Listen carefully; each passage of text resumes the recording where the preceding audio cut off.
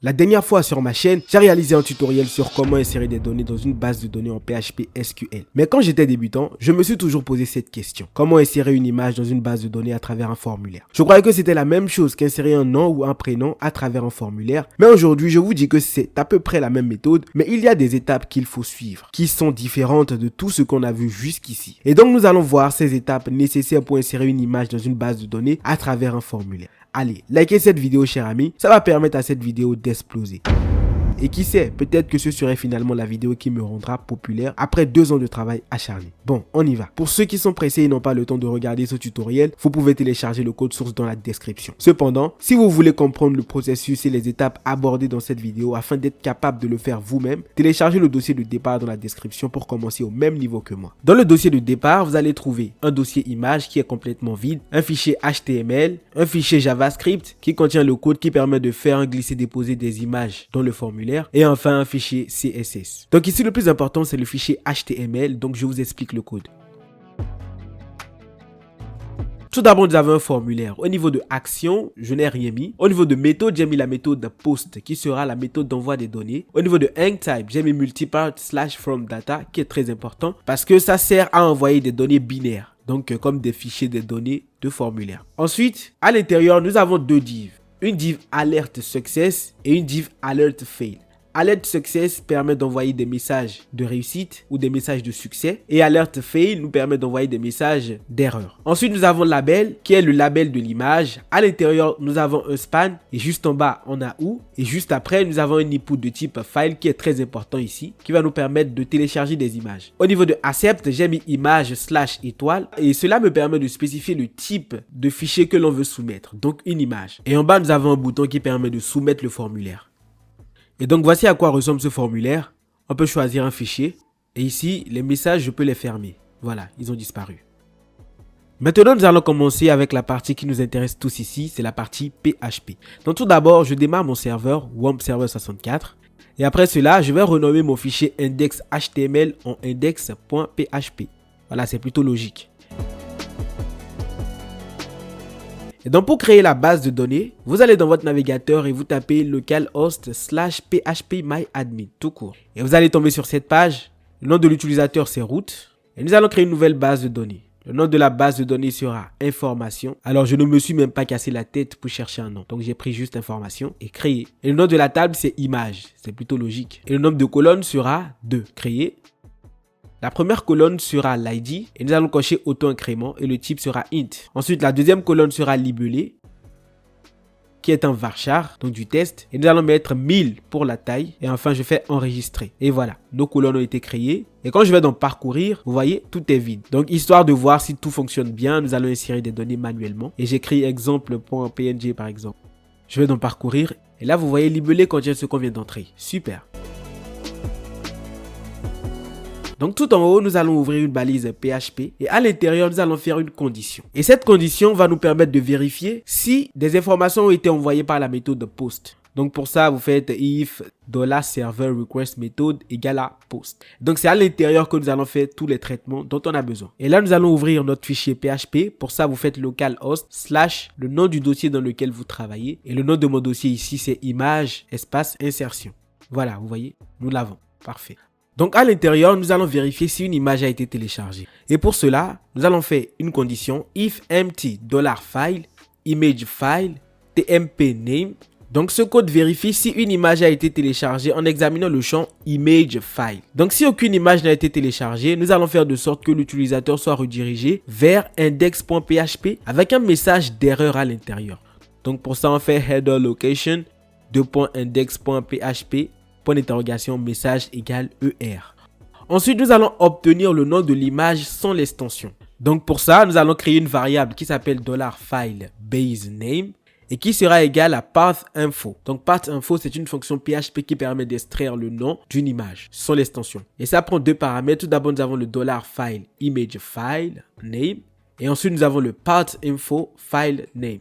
Et ensuite, nous allons passer au renommage de l'image. Alors, pourquoi renommer l'image? Alors, imaginez que deux personnes téléchargent la même image ou même différentes images qui ont le même nom. Alors, pour le moment, il n'y a pas de problème. Donc, on aura dans libellé deux images qui ont le même nom. Mais le problème va se poser quand on va vouloir afficher ces images sur une page web, par exemple. Alors, le problème, c'est que quand on va faire appel à une image, soit les deux vont s'afficher ou soit un va écraser l'autre parce qu'ils ont le même nom. Et donc, pour éviter cela, nous allons renommer les images. Tout d'abord, nous aurons leur nom d'origine, la date et l'heure à laquelle ils ont été uploadés. Donc pour cela, nous allons créer une variable qui s'appelle file extension qui sera égale à path.info. Et là, dans path.info, nous allons aussi mettre $file image file name. Et cette fois-ci, nous allons mettre virgule path.info extension. Donc ça va nous permettre de récupérer l'extension de l'image. Et juste en bas, nous allons créer une variable qui va contenir le nom définitif de l'image. Donc $new image name qui sera égal à $file base name. Donc vous vous rappelez, le base name, c'est le nom de l'image sans l'extension. Ensuite, nous allons mettre un tiret, donc point tiret. Et ensuite, nous allons mettre date au format YMD-HIS. Nous allons mettre un point, voilà, qui nous permet de relier les variables. Et à la fin, nous allons mettre $file extension. Voilà, qui est l'extension du fichier. Et donc, comme je l'ai dit tout à l'heure, date permet de récupérer la date et l'heure à laquelle le fichier a été uploadé. Maintenant, nous allons insérer le nom de l'image dans la base de données. Donc, pour cela, nous devons nous connecter d'abord à la base de données. Donc, ce que je fais d'abord, c'est de créer plusieurs variables. Alors, on peut le faire directement, mais pour que les débutants puissent se retrouver, je vais le faire en plusieurs variables. Donc, tout d'abord, nous allons créer une variable server name qui sera le nom du serveur. Et à l'intérieur, nous allons mettre 127.0.0.1. Voilà, qui est l'adresse du serveur, l'adresse IP du serveur. Alors, si vous voulez, vous pouvez mettre localhost. Ensuite, nous avons le username qui est root. Vous vous rappelez, quand on voulait se connecter à la base de données, on a rentré root. Et il n'y a pas de password, donc guillemets vide. Et nous avons une dernière variable qui est $dbname qui sera le nom de la base de données. Et cette fois-ci, c'est information. Ensuite, nous allons créer une variable $con qui va nous permettre de nous connecter à la base de données. Donc pour ça, vous faites new mysqli. Voilà, qui est une fonction qui prend 4 paramètres. Le premier paramètre, c'est le nom du serveur, donc $servername. Le deuxième, c'est le nom de l'utilisateur ou de l'administrateur, comme vous voulez, donc $username. Le troisième, c'est le password, le mot de passe, donc $password. Et le dernier, c'est le nom de la base de données, donc $dbname. Ensuite, nous allons vérifier si la connexion a réussi. Donc pour ça, nous allons faire une condition. Donc if $con /connect error. Donc cette condition nous permet de vérifier s'il y a une erreur. Et à l'intérieur, nous allons mettre un die qui va nous permettre d'afficher l'erreur. Donc, nous allons mettre la connexion à la base de données a échoué, 2 points. On ferme les guillemets. Ensuite, je fais un point. Et nous allons mettre $con /connect error. Voilà, qui est un ensemble de variables qui va afficher l'erreur précise. En gros, qu'est-ce qui s'est passé? Pourquoi la connexion n'a pas réussi? Et juste après, nous allons échapper les données pour éviter les attaques d'injection SQL. Ça va nous permettre d'enlever tout ce qui est chevron, tout ce qui peut nuire à notre base de données. Donc, pour ça, nous allons créer une variable $new image name qui sera égale à $con /real-escape-string et à l'intérieur nous allons mettre $image-name.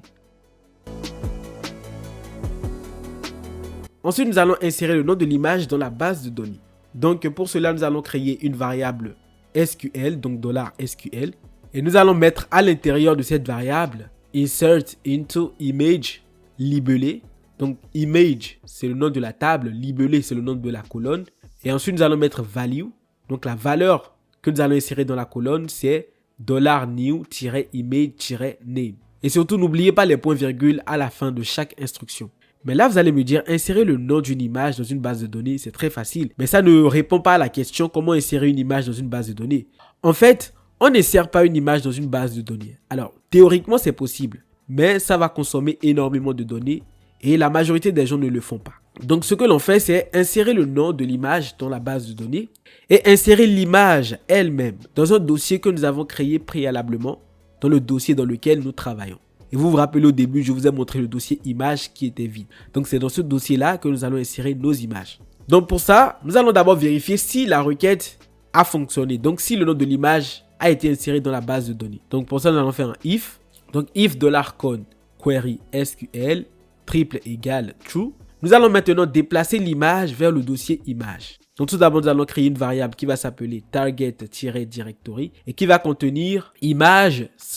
Donc le nom du dossier dans lequel nous voulons insérer nos images. Ensuite, nous allons créer une autre variable qui sera target-path et qui sera égale à target-directory.newImage. Et ensuite, nous allons faire deux actions en une. La première action va nous permettre d'envoyer l'image dans le dossier image et la seconde action va nous permettre de vérifier si ça a été fait. Donc pour ça, on fait if, point d'exclamation, donc la négation, move uploaded file, $file image file, tmp-name, virgule target path. Donc si l'image n'a pas été insérée dans ce dossier, nous allons faire une redirection, donc header location .index.php dans lequel nous allons mettre message qui sera égal à ER, donc erreur. Et quand on sort de ce if là, nous allons aussi faire une autre redirection en bas qui sera pour le if tout en haut, donc header location .index.php message égal OK.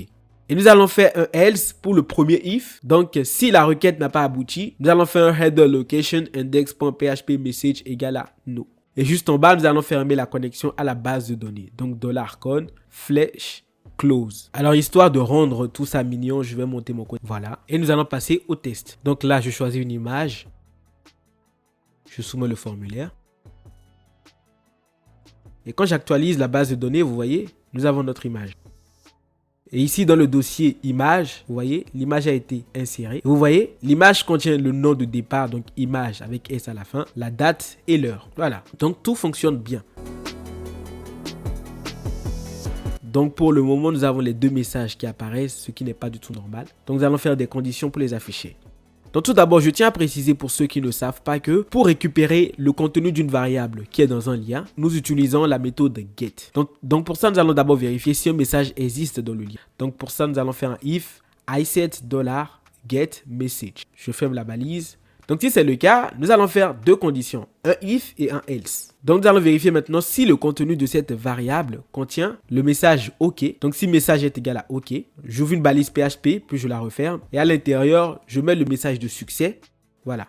Si ce n'est pas le cas, donc si le message n'est pas OK, j'ouvre une balise PHP et je mets le message d'échec. Et j'essaie d'arranger le code pour que tout soit mignon comme j'aime. Et nous allons passer au test. Maintenant, nous allons choisir une image. Choisir cette image. Enregistrer l'image. Et là, vous voyez, l'insertion de l'image dans la base de données a réussi. J'actualise. Et c'est bon. Nous avons notre troisième image. Et au niveau du dossier image, vous voyez, on l'a. Parfait.